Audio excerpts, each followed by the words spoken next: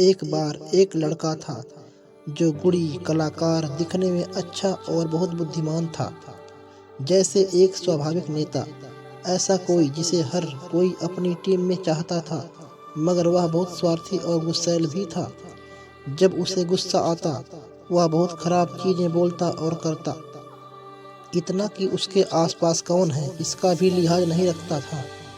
अपने दोस्तों का भी नहीं, इसलिए उसके बहुत कम दोस्त थे। जैसे जैसे वह बड़ा होने लगा, उसके माता पिता को उसके व्यवहार से चिंता होने लगी और वे सोच में पड़ गए कि क्या करें। आखिरकार उसके पिता को एक तरकीब सूझी और उन्होंने अपने बेटे से एक सौदा किया। उन्होंने उसे कीलों का एक थैला और एक बड़ा सा हथौड़ा दिया। उन्होंने कहा कि मैं चाहता हूँ कि जब भी तुम्हें गुस्सा आए, तुम उसे बाहर निकालो और पीछे बाढ़ के लकड़ी के फट्टे पर पूरी ताकत से एक कील गाड़ देना।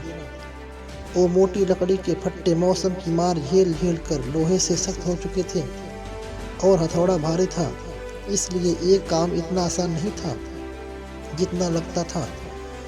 मगर फिर भी एक दिन के अंत तक लड़के ने उसमें 37 कीलें गाड़ दी थी। धीरे धीरे कुछ हफ्ते बीत जाने पर ये संख्या घट गई। उसे अपने गुस्से पर काबू आने लगा, क्योंकि बाढ़ में कील गाड़ना मुश्किल काम था। फिर एक दिन आया जिस दिन लड़के ने एक बार फिर गुस्सा नहीं किया। उसने घर से जाकर अपने माता पिता को ये बात बताई। पिता ने कहा, तुम्हारी कामयाबी के लिए तुम एक कील निकाल सकते हो। ये तुम हर उस दिन कर सकते हो जिस दिन तुम गुस्सा नहीं करोगे। कई हफ्ते बीत गए। आखिरकार एक दिन उस लड़के ने आकर गर्व से बताया कि अब भट्ठे में एक भी कील बाकी नहीं है। पिता ने उससे उसके साथ बाढ़ देखने चलने को कहा और कहा कि तुमने बहुत अच्छा काम किया है बेटे, मगर मैं चाहता हूँ तुम वो छेद देखो जो रह गया है। अब चाहे जो हो जाए, बाढ़ कभी पहले जैसी नहीं होगी। गुस्से में कही और करी बातें भी ऐसी ही निशान छोड़ जाती हैं और दाग हमेशा रह जाता है। अब तुम कितनी भी दफ़ा माफ़ी मांगो, कितने भी साल बीत जाए, दाग रह ही जाती है। बातों की चोट भी हाथों की चोट जितना ही दर्द देती है।